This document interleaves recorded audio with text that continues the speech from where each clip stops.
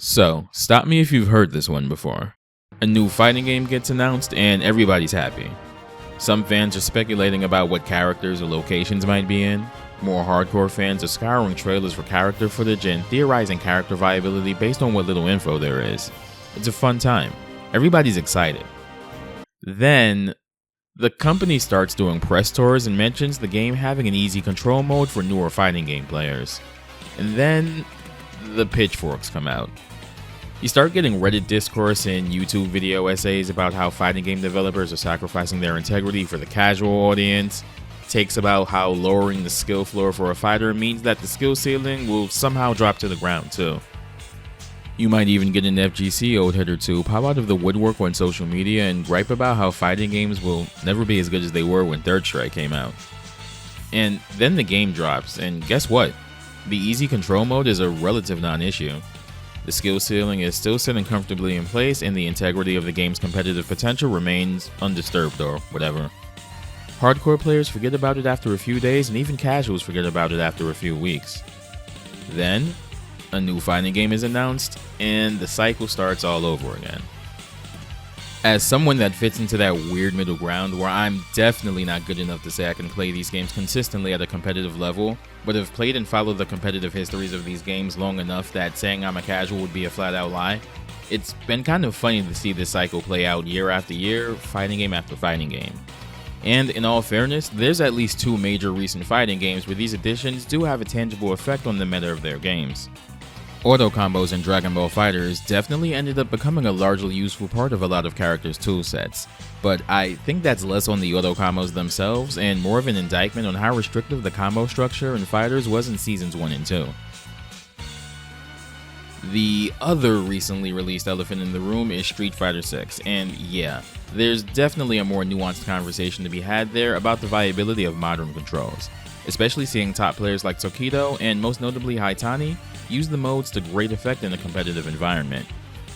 And of course, the versus games aren't averse to this either, as I've seen the same cycle play out at least 3 separate times between 2008 and 2017, and I wouldn't even be surprised if it was happening even longer.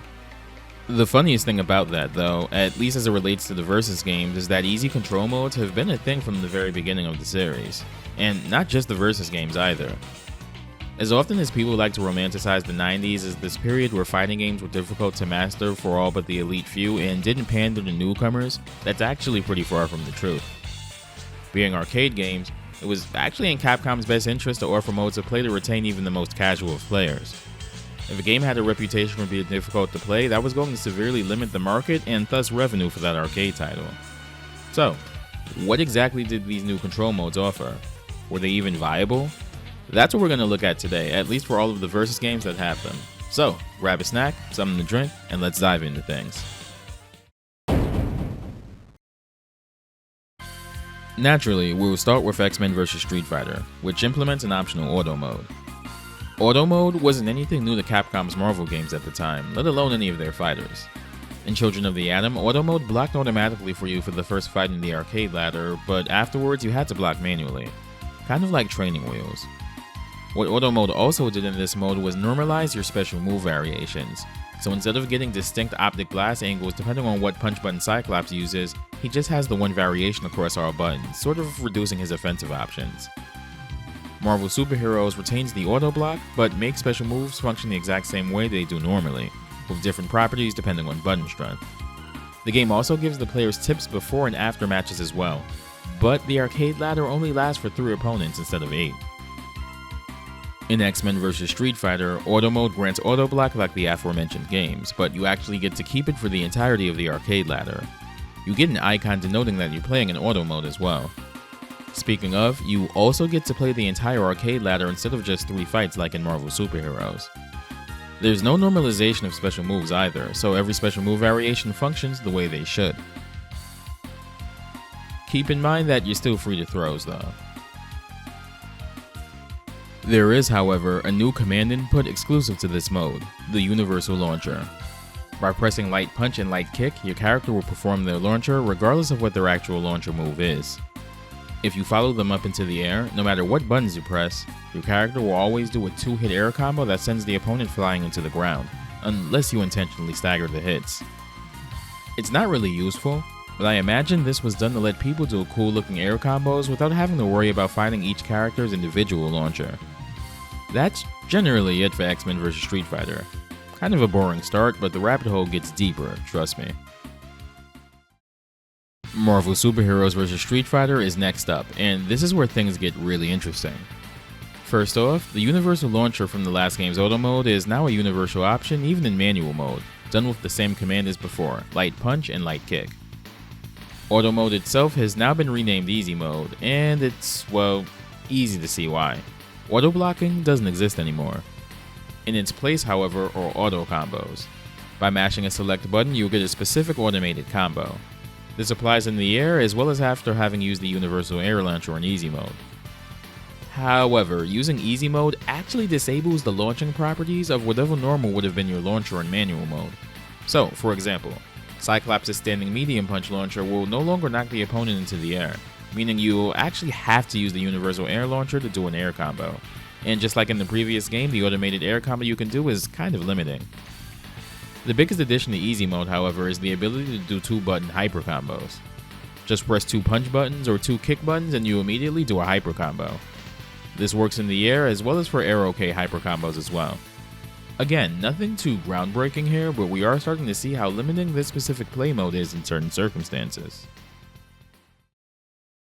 Marvel vs. Capcom 1 is up next, and its implementation of easy mode is functionally identical to Marvel Superheroes vs. Street Fighter. You get auto combos by mashing, a universal air launcher that can be used in any mode, an air auto combo, and 2-button supers as well. Marvel vs. Capcom 2 initially had no such measures, with the only thing it retains in those regards is the universal launcher, which is done with crouching down forward and either heavy punch or kick, depending on the character. Capcom did end up adding an easy mode in the PS2 and Xbox ports of the game, however, and the implementation here is kind of half-assed, honestly. All this mode does is essentially add an auto combo that can be done by mashing light punch or light kick.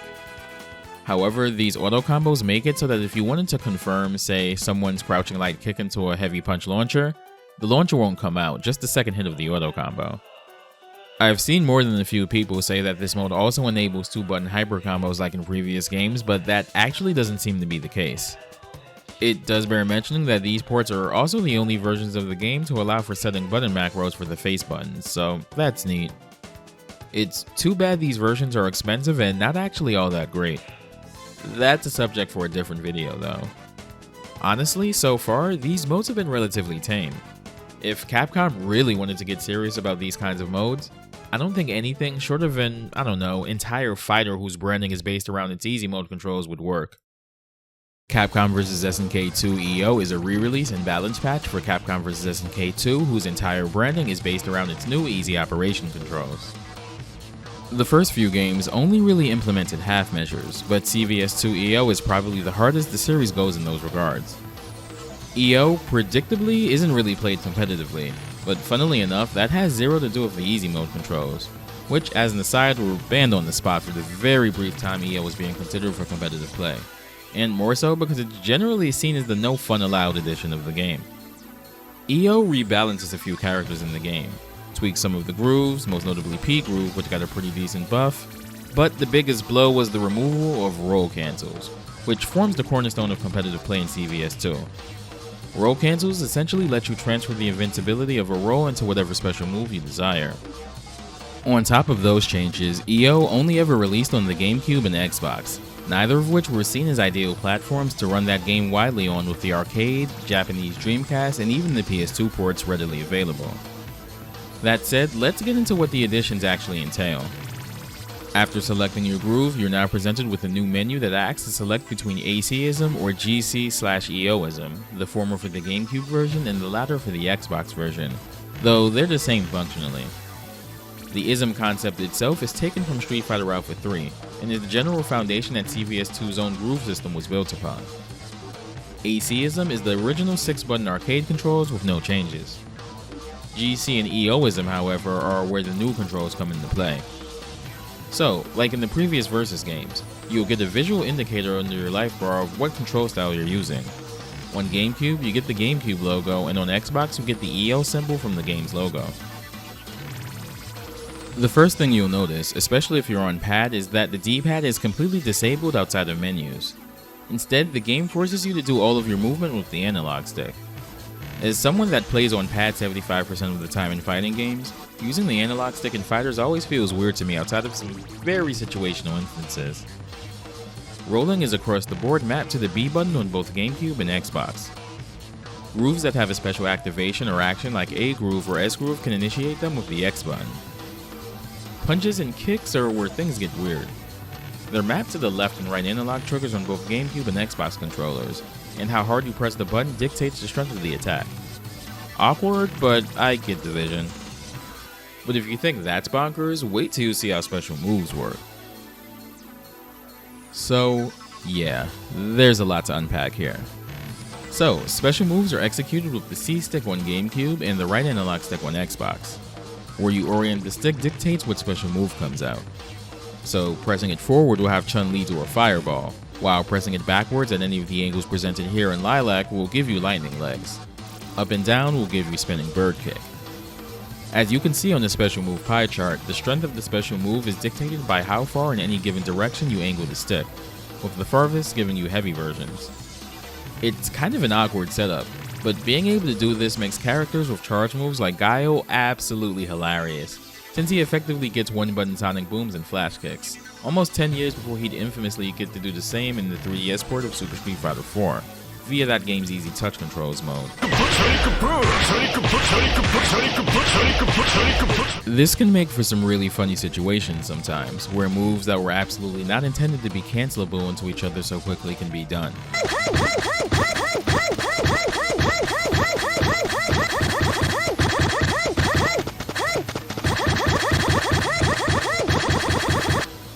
Auto-blocking also returns from X-Men vs. Street Fighter. As long as you're not pushing a button when attacked, the game will automatically block for you. Characters with supers that require additional inputs like Geese and Rock hold the direction for their super for the duration of it to work fully.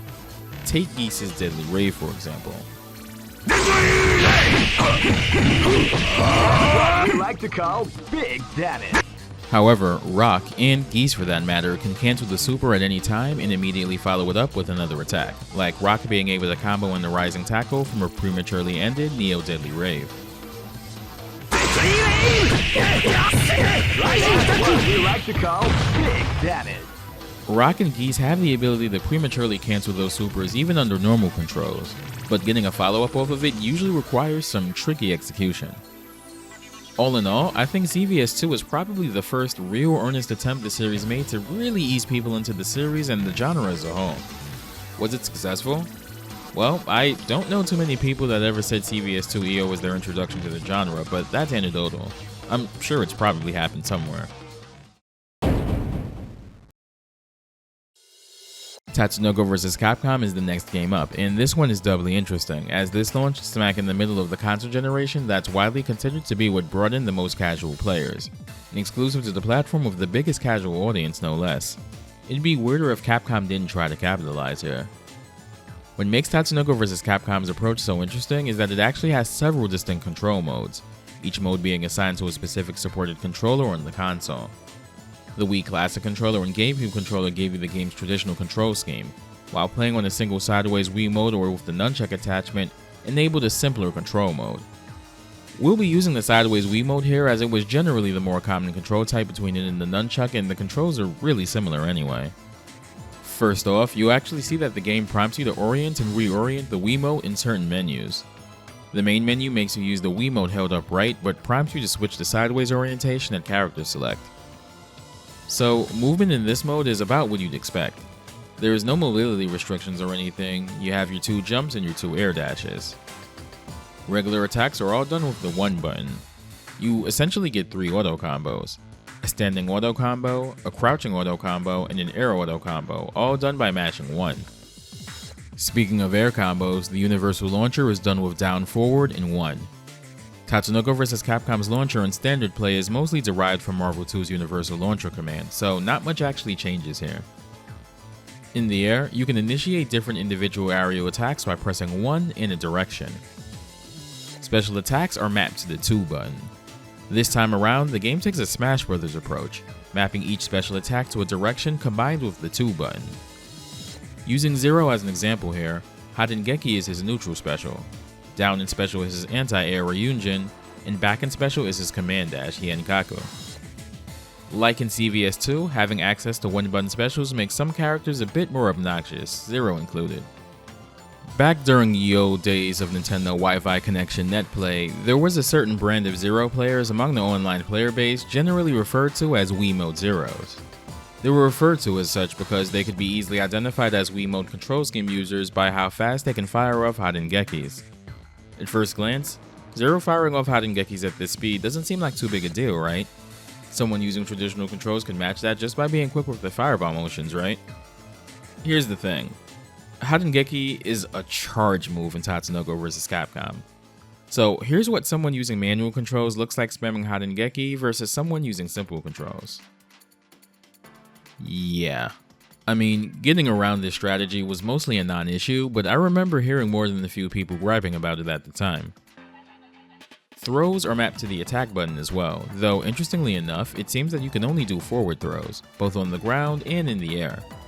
Maybe my controller is messed up, but I was actually unable to do any back throws in Wiimote mode. Mega Crash is mapped to the A button. This one's not a big deal since the other control schemes also let you set a 1-button macro for it. 2-button hyper combos return from Marvel 1 in this mode, and holding a direction when pressing 1 and 2 dictates which super you get.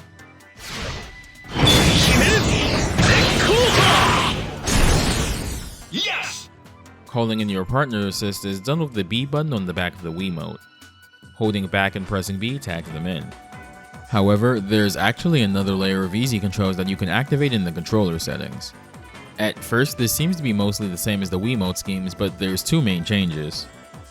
For one, after launching an opponent, your character will automatically do an air auto combo follow-up afterwards. And I mean auto combo in the truest sense of the term. The game literally does the combo for you without even having to press buttons. After the launcher, that's the game super jumping and comboing for me. I'm not pressing any buttons. Calling in your partner though, that's the fun part. Instead of simply pressing the B button, you actually have to shake the Wiimote in order to call them in. Not even kidding. If you want to tag them in, you have to hold back and then shake the controller. It also seems that in both Wiimote modes, you actually lose the ability to do variable air raids, which allow you to tag your opponent in during an air combo. They're the direct precursor to Marvel vs. Capcom 3's TACs.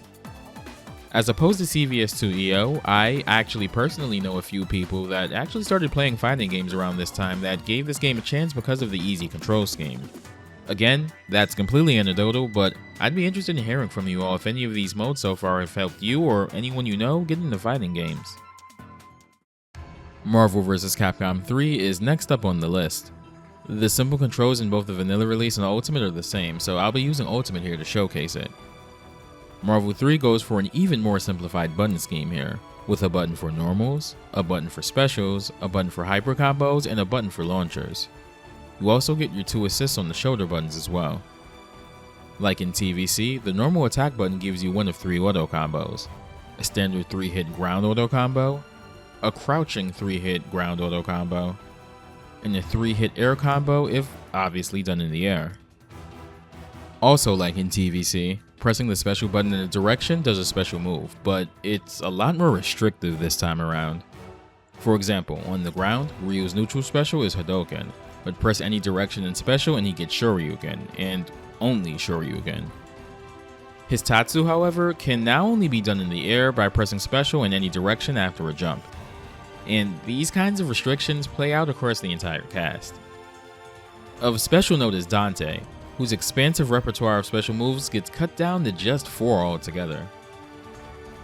Pressing the launcher button still does your launcher, though there's also an air auto combo associated with it as well by mashing the special button that knocks the opponent down. Do note that this auto combo handles super jumping after the launcher. On that note, auto super jumping is actually an option that can be toggled via the options menu for normal controls as well.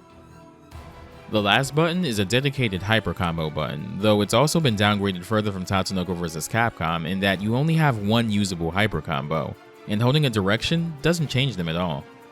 Overall, the simple control style is pretty limiting. Of all the control styles we've covered up to this point, this one is easily the most restrictive. Maybe they were afraid of making it too strong, which is understandable, but I do think they went a little overboard. Last is Marvel vs. Capcom Infinite. Infinite largely scales back things to Marvel vs. Capcom 1 levels in regards to easy control schemes, though the normal controls also go out of their way to simplify some things. The most notable of which being the near total exclusion of the Dragon Punch motion, instead replacing it with a double down motion instead. The only exception to this is Ryu, who retains the motion for a Shoryuken. There's an auto combo that can be done by mashing Light Punch, and the game also denotes when this is being done. 2-button hyper combos are back again, done by pressing Light Punch and Light Kick, though like Marvel 3, there's only one hyper combo that can be done per character via this input. Auto super jumping returns as well. The most interesting thing Infinite does in these regards, however, is not locking these to a specifically branded simple mode, instead allowing each of these options to be toggled individually. I actually think that's a pretty neat decision. It allows new players to get the hang of things at their own pace and gradually shed the easier control options as they learn the game. For all of the ways that Infinite falters, I think that aspect is at least somewhat well considered. That said, that's going to do it for this video. Have you or anyone else you know ever used these control schemes at any point before? What are your thoughts on onboarding new players on the fighting game controls specifically? I'd love to hear your thoughts in the comments. Be sure to like and subscribe if you'd like to see more videos like this. Take care, stay safe, and I'll catch you next video.